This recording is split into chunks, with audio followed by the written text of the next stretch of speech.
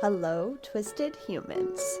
Do you find yourself wanting to know more about the latest murder, conspiracy, cult, or haunting? Then this is the podcast for you. I'm Alecia. And I'm Sierra, and this is Twisted and Uncorked. Blood makes me panic. And I was like eating my dinner and I'm like, oh, that's awesome. Who needs blood? That's What a way to overrated. start. Right? Blood makes me panic. Somebody somewhere didn't listen to the rest of that sentence and just reported it immediately. Sorry, Sierra, we might get a call from the FBI or something. I mean, even the rest of the sentence didn't quite explain why blood was making you panic. You just said you were eating dinner and then True. suddenly there was blood. I got a nosebleed and I kept Sierra waiting for 10 minutes. You're just like, there's blood. Okay, what are you eating? Right.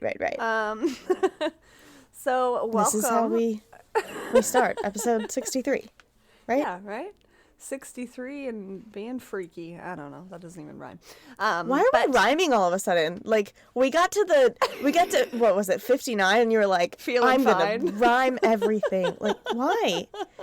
How did this happen? I don't know. Should I stop? You guys let me know. We're not Sierra's rhymers. clearly not happy about it.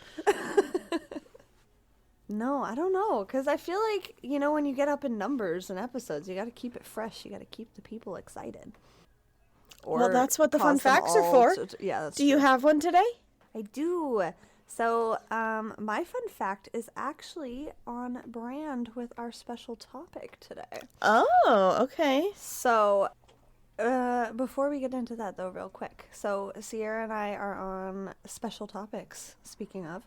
And this time we decided to pick it because we love you guys voting on these. But Sierra and I have yet to pick one, so we figured you wouldn't mind. And we also know that you'll really enjoy this round. And I'm pretty sure it was the one that had the second most votes. Yes, it did. last time. Yeah. Yes. So, yeah. So we are covering sleepwalking crimes. Mm-hmm. So my fun fact is about sleepwalking, and contrary to popular belief, you can actually wake a sleepwalker. You just need to approach them really carefully because you're startling somebody out of their sleep, but in an awake position. So it's always been a wives' tale that you can't wake a sleepwalker. Not true. Also, children will typically sleepwalk at some point in their life between the ages of 3 and 7. So if your child is currently sleepwalking, don't be alarmed. They might not keep doing it into adulthood. It's totally normal. Did you sleepwalk as a child? I did not, but my sister did. I'm going to save that for next week. Oh, okay. I definitely sleepwalked as a kid a couple of times. I grew up on 3 acres, and we used to have the swing set in the backyard. And I remember just waking up one night, and my parents were standing on the deck upstairs at my aunt and uncle's because we lived on the ground floor, and just like yelling at me to go back to bed. Oh my gosh. I was standing in front of the swing set, like just staring at them. I was a creepy kid. But yeah, if you guys have any sleepwalking stories that you want to share with us, write them in. twistedanduncorked.com. Yes. We would love to hear them. Too bad we record this so early because I could totally use them. I might post something. Yeah, do it. And that said, though, Sierra, do you have a fun fact for me? I do, yeah, and like yours relates to the special topic, mine relates to the day that this comes out, which I'm not going to talk about until the end, but my fun fact is that koalas have 3 vaginas. What the fuck? Why? Is that why they're also able to get sexually transmitted diseases? Like, can't koalas get I don't chlamydia? know. Yeah. That's Yeah, not I real. think. Are you kidding me? I don't know. That's so weird. I've heard that a million times. Why do they Let me need check. 3 vaginas? What do you Well- need that many for? So it's not really 3 holes. There's one opening. Okay. But once inside, there's 3 different ways that the male koala's penis can go. By the way, the male koala's penis is forked. No. It has 2 heads. Well, I guess when you have multiple holes, you gotta at least make the most of your Oh my time. goodness. What is... Okay, can we just take a moment to understand how many penis fun facts we've had over the year. Apologies for that. Koalas can get chlamydia. Oh. They get it by eating poop. Oh. Well, I hope that's not the same way that humans get chlamydia, because that's gross. I don't think so. Ugh. But yeah, so welcome to the podcast of dick facts and animals and all sorts of weird stuff. We love you guys. Thanks for listening. You have got to look up. No, I'm not doing it. I already know what you're gonna. I can't do it. No. The forked penis. All right, I'm doing it.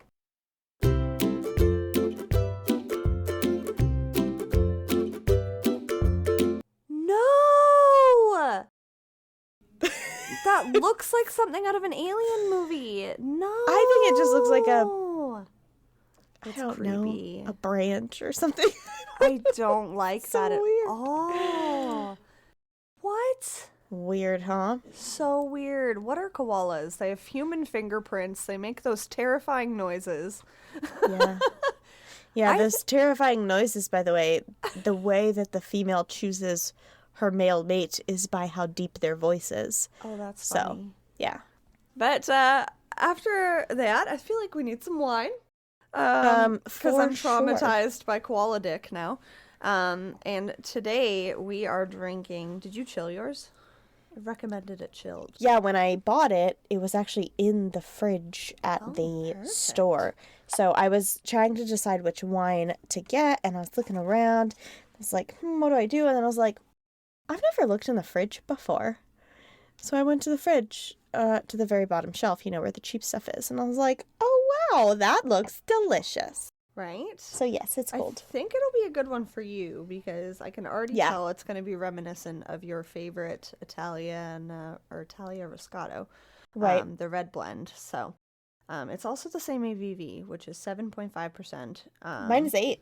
Oh, well, I'm jealous. My bottle's also different than yours, and there's a story, but it's really pretty, so I'm going to show it to you. Okay. Today we're drinking Reunite Lambrusco. This is a fruity, fizzy, semi-sweet Italian red blend, and I'm so excited to try it. Other than the fact that I feel like I'm drinking a giant cooler, but that's besides the point. It has the notes of strawberries, cherries, and is great for cocktails or to just chill in a glass and enjoy. So yes, very reminiscent of Sierra's favorite red that we've done in the past. And then look at my bottle. Oh my gosh. Right? These are the new bottles. So you got one of their last batch bottles of that brand. So, because I was walking around the liquor store trying to find it because I Googled it at Everything Wine and it said that there was 8 bottles at my liquor store. So I was like, oh, perfect. So I'm walking around and I'm like, I can't find this fucking bottle anywhere. Not only was it not in the Italian section, it was in the bubbly section, which I didn't know was a thing in Everything Wine. And the bottle is the updated version, so I'm definitely keeping it. That's beautiful. Especially I'm because jealous. this bottle was $21.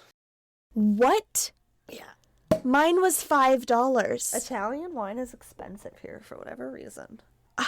I literally always look for a, not very expensive one on purpose. I know. Mine was $5. We'd be budget friendly. That's okay. $4.99. Since I was at Everything Wine anyway, I got one of my favorite bottles, which we'll have to do at some point if you can find it there.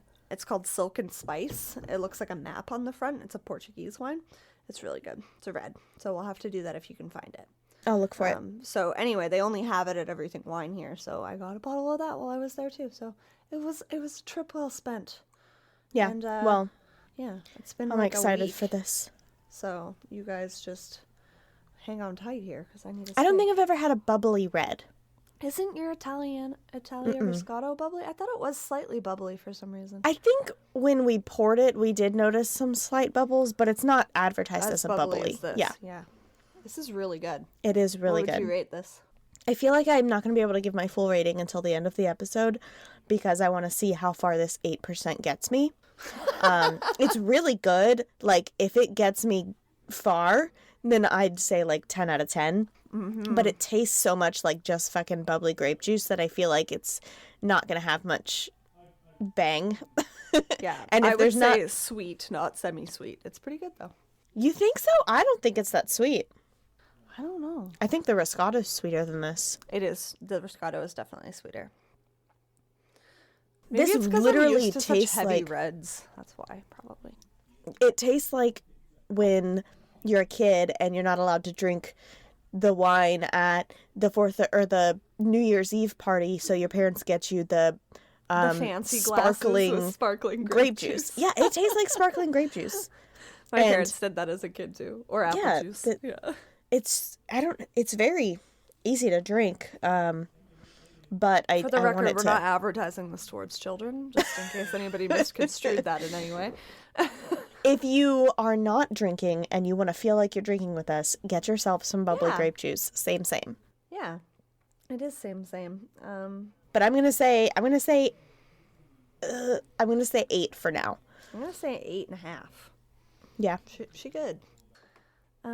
So before we get into this week's case, we are gonna hear a quick promo from the guys over at Happy Horror Time, and we will be right back. Hey Tim, do you like horror movies? Why, yes I do, Matt. You want to hear two ridiculous horror fanatics discuss all the scary movies that just came out? Wait, you must be talking about our podcast, Happy Horror Time. You bet your ass I am. Oh, clean it up, Matt. No, see, that's the best part. On Happy Horror Time, you get uncensored and unpolished reviews of all things horror. We find all the latest releases, we watch them, and then discuss them in our real talk kind of style. AKA, we're crazy. That too. And don't forget, we also interview classic horror stars and insiders, asking them all the questions you've always wanted to know but were afraid to ask. Like when Felissa Rose from Sleepaway Camp told us how they found her stand-in for that big reveal at the end. Yep, you gotta listen to find out. Check out Happy Horror Time, a podcast for horror lovers. Or anyone who just wants to have a good time. Because anyone can have a happy horror time. So today for my sleepwalking case, I am covering Joan Kyger. Have you ever heard that name? No. There's a lot of cases where people are found not guilty. I know. It's wild. crazy. But you guys get to be the decider of what you think about this one. Also, can we just talk about the fucking bruises on my hands? Like, this is ridiculous. You'll survive. It looks like I'm like, like when cartoons punch, they're like, why I oughta. That's what it looks like. Yeah, it does. So on the night of August 17th, 1943, Carl Kyger, his wife Jenny, along with their two youngest children, 15-year-old Joan and 6-year-old Jerry, were peacefully sleeping in their farmhouse in rural Boone County, Kentucky. Boone County is like where I lived. Really? Like, yeah, Boone County is, so obviously when I grew up in Cincinnati, but right over the bridge from Cincinnati into Kentucky is Boone County. What? That's crazy. That's awesome. I love that. Okay. That's Keep where that in mind. Florence is. That's also where the Cincinnati airport is. Oh my God. This is way too close to home. Okay. Sorry. The family was close-knit and respected in the community, as Carl was the vice mayor of Covington, Kentucky, Vampire Diaries I know town, Covington. 32 minutes away. The family's peaceful sleepy night was shattered when Carl and Jerry were shot and killed. Jenny was wounded, and 15-year-old Joan jumped into the family car and drove to the neighbors to get help. Houses in this neighborhood were few and far in between, so the nearest home to them was about 10 minutes. So, if anyone's wondering why a 15-year-old is just, like, taking the car. That and it's an emergency, right. I feel like that's necessary. Also, it's 1943. I bet 15-year-olds could drive back then. When was the driver's license invented? That's a good question. That would be a good fun fact. 1938. So it was just invented. She probably didn't have one, and probably nobody cared. When law enforcement arrived, they found no sign of a break-in by intruders. Carl Kyger, a naturally suspicious man who took home security seriously, was well known by friends and family for his precautions. He would always check and make sure that all the windows and doors were secure at night before going to sleep. Wow. In the 40s, that's unheard of. Right? He kept 3 pistols in the house, 2 downstairs in his study and 1 upstairs in his bedroom under his pillow, which, like, feels really dangerous. Like, don't keep It a gun is under your pillow. very dangerous. Just I've my actually, opinion from somebody that's never shot one. yeah, multiple of the sleepwalking stories that I've heard of actually were about having a gun either on the side of the bed next to you or under your pillow, and you, in your sleep, multiple people in their sleep shot themselves. What? So, yeah. No, Yeah. no. I don't like that. Idiots.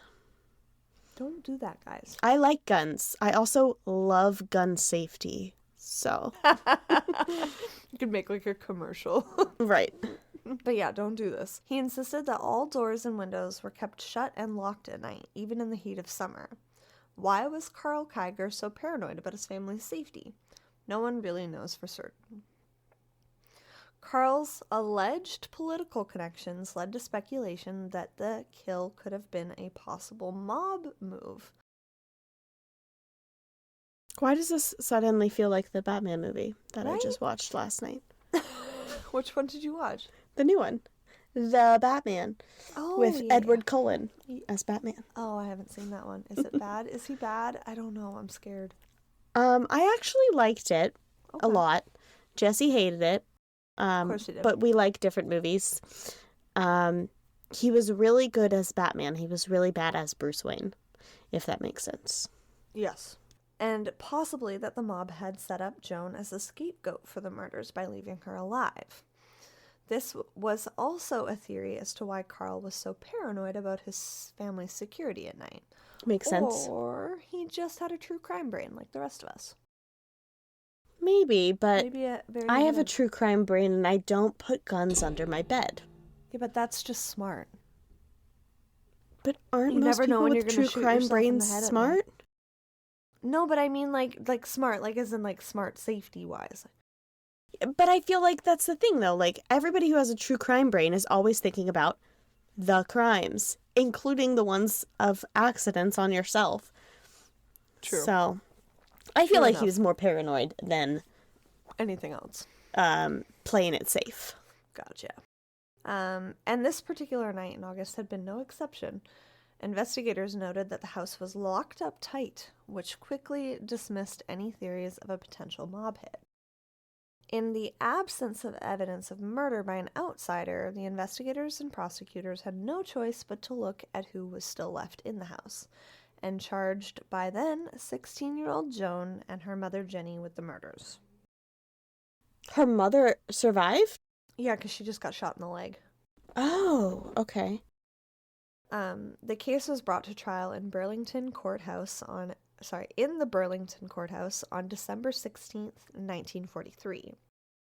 Joan was being tried as an adult for the murders, although the motive for the murders was still debated. The prosecuting attorney sought for the death penalty as well. Joan and her mother were defended by a prominent attorney at the time. His name was Sawyer Smith, and it was Judge Ward Jagger on the case for this 5-day trial. The sleepwalking defense was first used in 1846 when Albert Tyrrell claimed that he had been sleepwalking when he murdered a young woman working as a sex worker named Maria Bickford out of the Boston brothel after a night of passion. When it came to light that Joan herself had a history of night terrors, super intense and realistic dreams, this seemed like the most plausible explanation to the crimes and the best defense for her lawyers to use for her to avoid the death penalty. Sleepwalking can be hereditary, and in the past, Carl had been reported as having periods of sleepwalking as well. Interesting.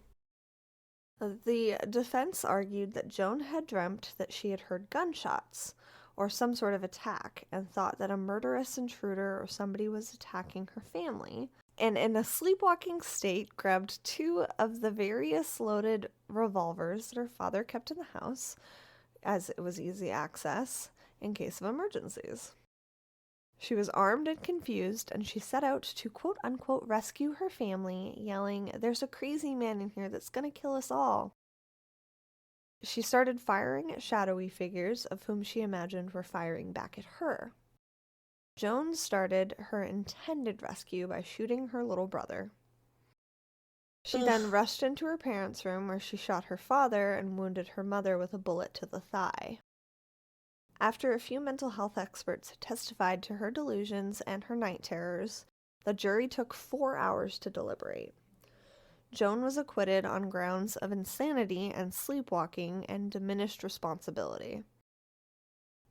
Following that verdict, the case against Joan and her mother for the murder of Carl and Jerry collapsed, and prosecutors dropped the charges.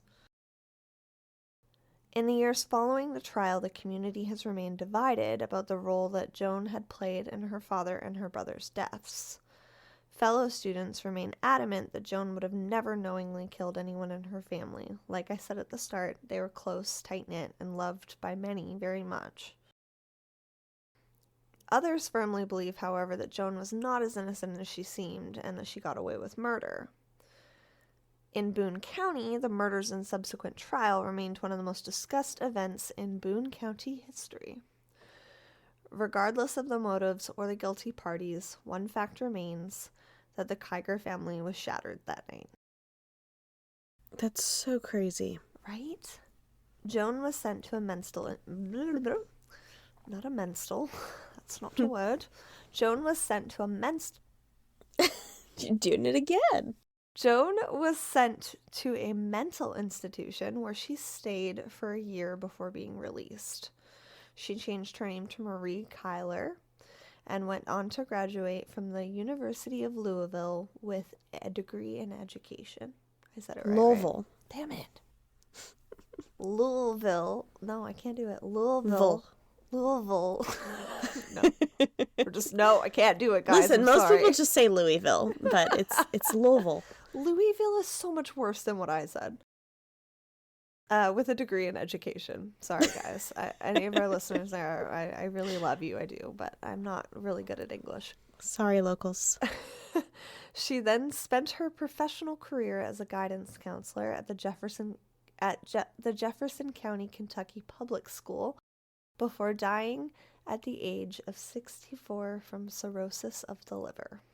The Rosegate Farms and its 20 acres, along with the large 2-story family house, was demolished in 2005.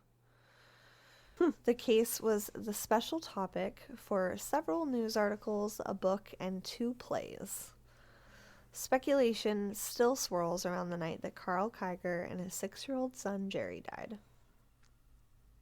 The one thing that points to innocence in the case is that there's no known motive for why Joan would have wanted to kill her father or her brother, and why she would have left her mother alive if the intent was possibly to kill her whole family. The alleged blind shooting in the midst of a night terror explains why she might have missed and killed only 2 of her family members and leaving her mom just injured. I agree. That's usually when it's, in all of the cases that I've heard so far, when one of them is still alive, I'm like, they know they're going to get caught, though. So if they were actually trying to get away with it, wouldn't they finish the job? That's why I feel like in so many of the other cases that it is sleepwalking. Wouldn't her mom have, testified against her if she did do it? And, I couldn't find any information to say whether her mom had said that she had actually had something to do with it or not. Right? Or maybe...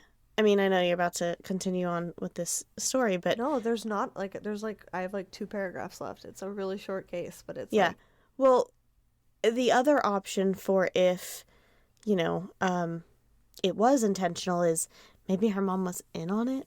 Yeah, that's the only other thing I can think of. Yeah. And, so an alternate theory is that the women worked together and she shot Jenny's leg purposefully to make it look like a break-in or an attack gone wrong. This could also indicate that maybe she was really sleeping and her mom was trying to cover it up by allowing her to shoot her in the leg to be it'll make it look like it was a break-in and then you won't be held responsible kind of thing. Who knows? Yeah, that's true too. As a protective mother thing, she woke up in the middle of killing her dad and was like, "Oh my God, Mom, what did I do?" And her mom's like, "Shoot me too. We'll blame it on someone else." Yeah. Right? Yeah, That's crazy. I don't know. I feel like whenever politicians are involved, like, you can't know. Right? Like, her dad was too important of a person. Like, why was he so paranoid? I'm not saying that I think that somebody came into the house, because I don't. I still think that she did it. I just don't know if she did it on purpose or not. Like, Right.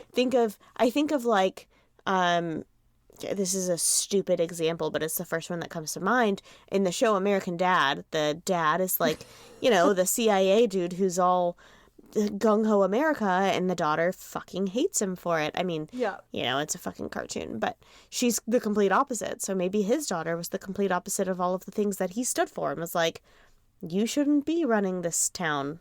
Like, Right? sorry, fuck you, gotta go. Yeah, that's true.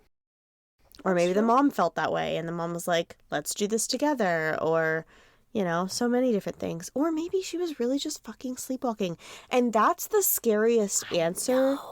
Because, and I mentioned it back when I was doing Basic Murder Babes, when I covered the other case, and the reason why sleepwalking cases scare me so much and also intrigue me is none of us get enough fucking sleep. No. Like, 100%. this could literally be any of us. Any of us could do something that we never would do in real life, that we completely regret. Nobody understand. I mean, not nobody, some people, but very, very few people understand how to actually control their dreams, change their dreams, like, why they're dreaming about what they're dreaming about. So, like, Yeah. literally, you could have no fucking idea what's going on. I know. It's so scary. It's so scary. Like, how can a child like myself get out of my bed and outside in the middle? Like, it's like, Yeah. you shouldn't be able to do that kind of stuff. Or, like, I always think, and, like, to, kind of end on a happy note, like Selena Spooky Boo with her sleepwalking Yes, videos. yes, like, yes. she's hilarious. But it's, like, it's scary because you can eat in your sleep. You can move stuff in your sleep. It's like, Yeah. what the fuck? You shouldn't be able to do that. So nothing really adds up. No one really knows what happens. Nobody knows what happened. And to this day, they wonder if sleepwalking really was the cause, or if it was a tragic accident, or indeed a murder on that summer night. Yeah, that's crazy. So let us know what you guys think, and if you have any sleepwalking videos, or sorry, not videos, any sleepwalking stories. Videos Yeah, too. if you have videos too, we want to see those, but you do you. Oh my gosh. Okay. So Like Selena Spooky Boo. before we end this, there is this app. What is it called? Hang on, I have to look it up. I am a patron for Sinisterhood, because I'm obsessed with those women. Let me find what this app is called. I still have yet to listen to them, and I feel You know really what? bad. I don't even think it's not even on Patreon. No, it's a normal episode. So they started doing listener stories, and it's called Freaky Friday. Every Friday they do a listener story episode. And Freaky Friday number 7, all of you go listen to that. It's fucking crazy. The last story is about this girl who listens to the show, who got a there's this sleep app, and I can't remember what it's called right now. I'll find it eventually. I think it's called like Sleep Aid or something like that. But it's where it's like a recording device, and Okay. like you can hear all the sounds that you make. You can hear if you're snoring, you can hear if you're farting, you can hear if you're all this stuff Yeah. in your sleep. Heavy breathing. Right. And this girl wrote in and said that she had this app, and while she was sleeping, she was recording everything. She lives alone. There are literal fucking voices that she sent in the recording, and they played it in the episode. No. Everybody go listen. No. I screamed. I was like, what the fuck is happening? Did your eyes water? So, yes. No. So terrifying. Like, it's insane. And I really want to get that app now. Is that weird? No, but that's fucking terrifying. We already have weird shit happen to us all the time. Do we really need that in our I'm lives? like I want the app because I want to No. be sure that nothing's happening, like. Yeah, but if but something also, is, what are you gonna do? Right, Like, also scared. Yeah. oh, So if any of you guys no. have that app, let us know how it's going. No! Oh, I'm so stressed out. I want it, but already weird shit happens to me in my sleep. I don't need that. Oh, no. I hate it. Ugh. Oh. Right. You've got to listen. I'm gonna go listen to it right now. Yeah. Yeah, let us know your sleepwalking stories. Let us know if you have this app. And we'll see you next week for another episode. But before we go, Sierra, what day is it today? Today is May 3rd. Holy and shit. We're going to go back to the beginning real quick so that I can just say that May 3rd is Wild Koala Day. So my fun fact about koala penises and vaginas also makes sense on today. And just for another fun fact about koalas is that koala means no water. And the Aborigines are the ones who dubbed them called the koala, which means no water, because koalas don't drink much water at all. Instead, they eat eucalyptus leaves, and eucalyptus has water in it already. So it's like, they just drink from the plant while they're eating. So, yeah, very That's interesting. Why they sound like this. Because Yes. their throat is fucking dry. That's why they sound like that. Oh, God. I might cut that out. I can't decide yet. I'll see how it sounds afterwards. Really embarrassed right now. I loved it. But, yeah, we love you guys lots. Thank you so much for listening. And in the meantime, Keep it twisted. Thank you for listening to Twisted and Uncorked Podcast. Remember to leave a 5-star rating and review wherever you are listening now. It really is the best way to spread the word. You can also check out all of our sources and materials, as well as photos for the episode, on our website at twistedanduncorked.com. And you can follow us on social media at Twisted and Uncorked or Twisted_pod on Twitter. Thank you so much for all of your love and support, and we will see you next Tuesday for a brand new episode. Cheers!